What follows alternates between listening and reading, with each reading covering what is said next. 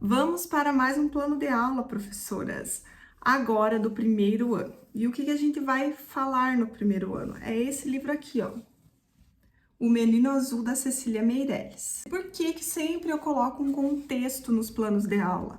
Vocês viram que eu falei sobre a neurociência, que o primeiro ano ia ser sobre neurociência, então isso daqui é o básico, gente, é uma dica básica. Tem que ter um plano de fundo, tem que ter um ponto de partida para a criança não se perder.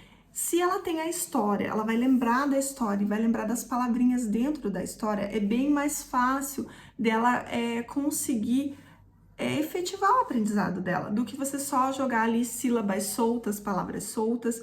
Isso acaba dificultando. E se eu tenho um contexto, eu tenho algo para poder puxar lá no meu cérebro, isso é daquilo lá, então, é da história do menino azul, então tô lembrando dessa sílaba, tô lembrando porque que a gente fez aquela atividade lá com as formas geométricas, é disso, é da história do menino azul. Fica bem mais fácil para ela fazer essa repetição, que é lembrar, que é quando vai para a memória lá de longo prazo, fica bem mais fácil quando tem um contexto. Por isso que a maioria dos planos de aula que eu faço, eles têm aí, ou é um tema de algo que eles gostam, ou é um livro que a gente traz para eles para fazer esse plano de fundo. Eu gosto de chamar assim, um plano de fundo. Então, do primeiro ano, como que nós vamos fazer? Eu tô aqui com o PDF, eu vou seguindo e falando para vocês.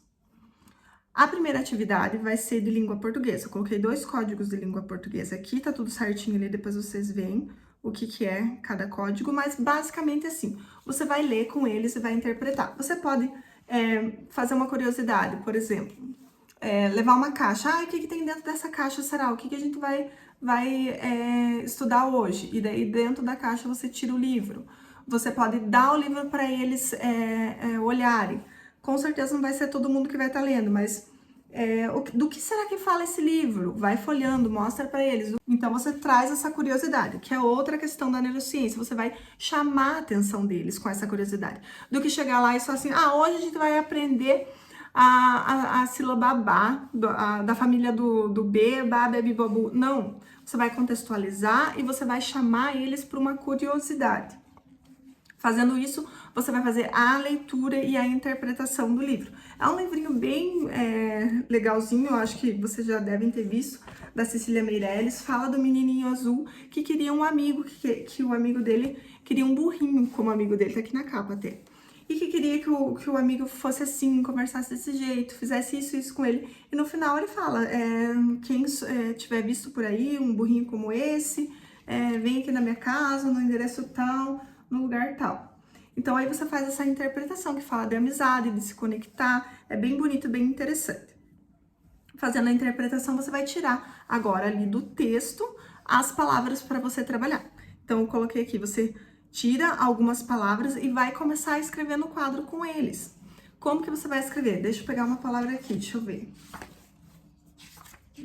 Ó, o menino quer um burrinho para passear. Vamos supor que você escolheu passear, daí você vai pôr lá no quadro, você vai escrever junto com eles. Pá, como que eu vou escrever passear? Pá, como que faz o pá? E daí deixa a turma começar falando. Você faz isso pausadamente, você força esse som, porque por mais que você não tá... não é aquele especialista no método fonético, mas só de você fazer o som, a criança vai perceber melhor, vai estar atingindo ele, a criança, por outros caminhos aí, não só o olhar, mas o auditivo também, não só o visual, mas o auditivo também, você vai estar atingindo a criança por esse caminho. Isso também está ligado à neurociência. Então, como que faz o pá? Daí, que letra que é? P, pá, P e o A, pá, C, como que será esse C para fazer o passear? Como que será que é o C? Aí você já vai introduzindo ali, nessa palavra mesmo, você já vai falar de 2 S's, vai falar do R, quando vem no final da palavra, o que a Magda Soares coloca lá no livro dela, o ar, quando ele puxa assim, ele é um ajudante para estar puxando o som. Então, todas essas sílabas que tem o ar, o M no final, ele tá puxando o som, ele é ajudante. Se ele estiver no meio lá, trabalhar, ele é o intruso. Gente, isso aqui não é uma aula sobre essa questão do método fonético, mas você pode, com algo simples, assim, você só forçar mais a letra para eles abrir mais a boca, pá, pá, para eles pegarem. Ajuda, facilita. Eu digo isso por experiência própria. Eu fiz com meu sobrinho e ele começou a pegar os sons das letras, né? A questão dos sons das letras. Então, essa seria a primeira atividade. Fazer isso, aí você vai colocando no quadro as palavras, acha as palavras principais do texto, né? Vê com eles, qual palavra que a gente pode pôr aqui pra gente aprender a escrever. Vê com eles isso, e daí eles copiam pra você no caderno deles. E daí você pode fazer também a separação de sílabas. Quando eles copiarem no caderno, o intuito é não só copiar, mas fazer a separação de sílabas. Então, sei lá, se apareceu bola, ensina eles a fazer essa divisão de alguma forma. Bola. Isso tudo é método da Magda Soares, que eu pego pra vocês. Não pode ser bola, pode ser de qualquer forma. Mas esse aqui eu acho mais fácil, né? Bola ou bola. E aí você ensina eles a fazer essa separação de sílabas. Aí você usa já essa atividade, além de copiar, a separação de sílabas, e vai levar bastante tempo, porque você vai fazer toda essa construção com eles. Eu acho bem legal também, nos livros, a maioria dos livros tem vindo com um pouquinho, explicando um pouquinho da autora, ó. Eu acho muito legal fazer isso. Falar um pouco sobre a autora, sobre a vida dela, você contextualiza mais ainda, então pensa nisso. Aí a próxima atividade também é ainda de língua portuguesa, que você pode fazer. Vai pegar essas mesmas palavras que você tirou do texto e você vai trazer, começar a perguntar para eles palavras conhecidas. Conhecidas não, palavras que terminam igual. Para fazer a rima, né? Tipo, histórias bonitas. O que mais? Que outra palavra que termina com tas? Bonitas. O que será? Fitas. E daí você vai fazendo. Você pode fazer uma coluna. Você vai fazer uma lista. Pode ser uma coluna das palavras do texto e uma coluna de palavras que rimam. Você coloca ali. Pode ser no papel craft, pode ser numa cartolina mesmo, e você vai deixar um tempo essas palavras ali na sala, que é importante que eles vão vendo e vão memorizando aquelas palavras que é da história. E se você contar outra história e tiver a mesma palavra, você já faz a conexão. Então você faz isso com eles. Traz para eles dizerem para você oralmente mesmo o que rima ali, vocês constroem essa lista. E aí, o que você vai fazer? Vai pedir para eles copiarem de novo, só que eles vão copiar em algumas tiras. Cada palavra numa tira. Aí você vai ter ali como se fossem umas fichinhas, né? Daquela palavra. Josué entrando aqui.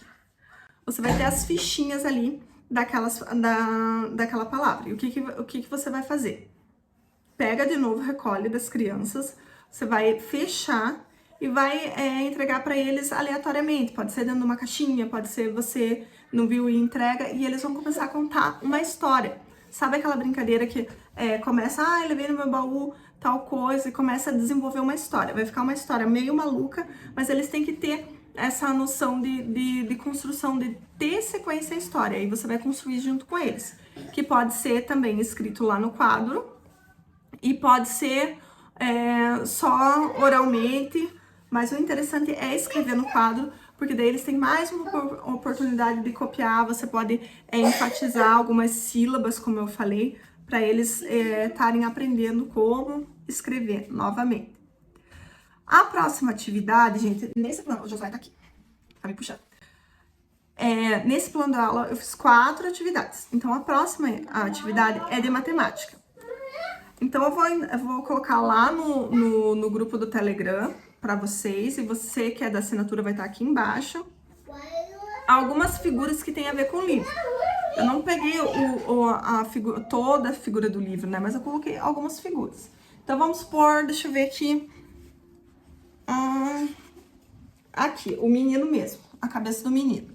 Aí, o que os alunos têm que fazer? Tem que pegar um lápis e achar as formas geométricas que são parecidas. Então, a cabeça do menino parece um círculo. Ele pode riscar ali em cima do círculo. A cabeça aqui do trem é um retângulo, ele faz o formato. Aqui parece um triângulo, não sei, talvez. Ele faz ali em cima. Aí ele vai pegar, nessa mesma folha pode ser atrás, então lá no PDF que eu mostrei para vocês vai estar o nome do aluno. E daí eu dei 2 possibilidades, ou colorido já, ou eu coloquei para a criança colorir. Se você gosta, acho que vai ser interessante, eu coloquei lá para a criança colorir o desenho.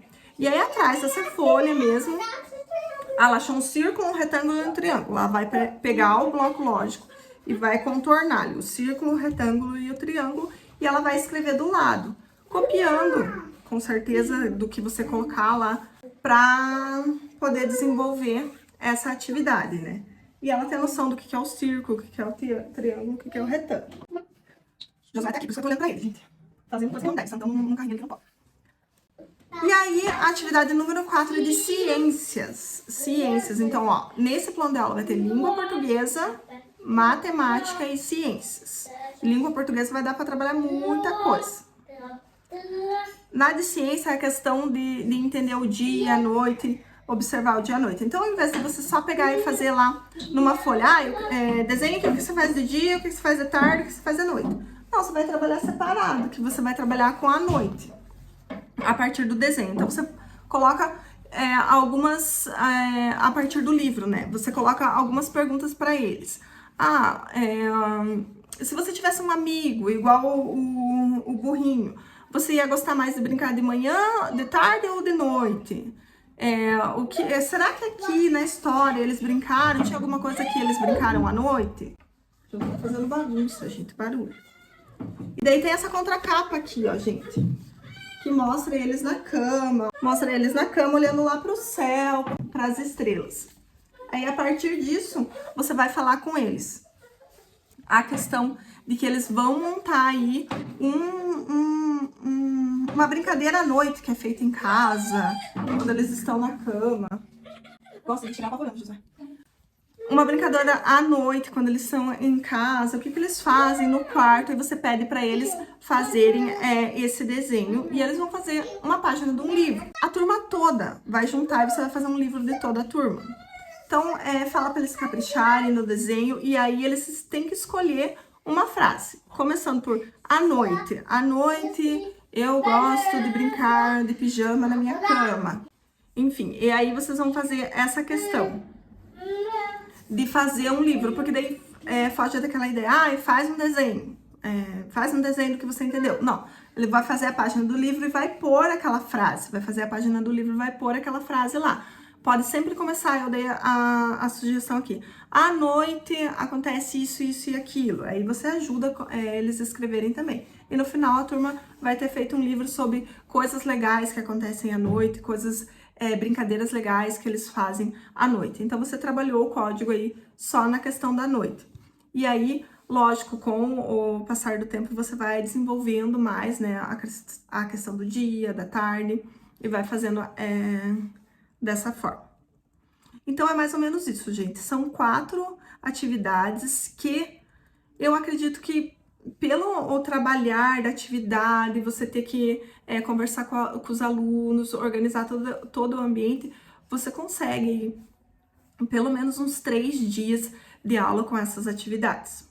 O que é importante lembrar sempre, antes de começar a aula, faz aquela questão da respiração abdominal, que vai ajudar o teu aluno a se concentrar, a oxigenar o cérebro, a diminuir o estresse. Se tem aqueles alunos que são muito agitados, que não conseguem parar, ou aquele um que você julga ali que é um terrorzinho, se você conseguir fazer essa respiração abdominal, faz ali umas 5 vezes, 10 vezes, tenta fazer assim 5 minutos deles não pensarem em nada. Por que eu sempre falo isso? Porque você está preparando o teu aluno para receber o aprendizado. Então, esse não pensar em nada e esse respirar, organiza as ondas do cérebro deles, que estava tudo bagunçado, organiza para eles receberem um aprendizado. Então, é bem importante você criar essa rotina. Então, chegou lá na sala, faz essa respiração. Depois do recreio também você pode fazer eles acalmarem, apagar a luz,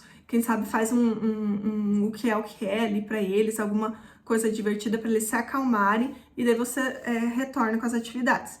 E aí você dá o seguimento nessas atividades, lembrando que tem que ter esse plano de fundo. Mas eu não tenho livro lá na minha escola. Esse daqui, ó, é do Itaú, daquela campanha do Itaú. Se você não tem, tem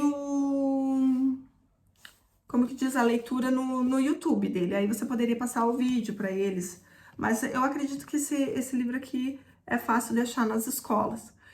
E se não for esse livro, não gostei dessa história, não é esse livro, não gosto de Cecília Meirelles, sempre pense nos teus planos de aula com base em algum plano de fundo. Como eu falei no começo, isso é importante porque vai reforçar, a criança vai conseguir fazer aquela... como se fosse pegar de novo, sabe? A gente fala a repetição lá no cérebro dela, e isso vai fazer ela ter um aprendizado mais efetivo. Então, sempre pense nos planos dela dessa forma. Então, é isso.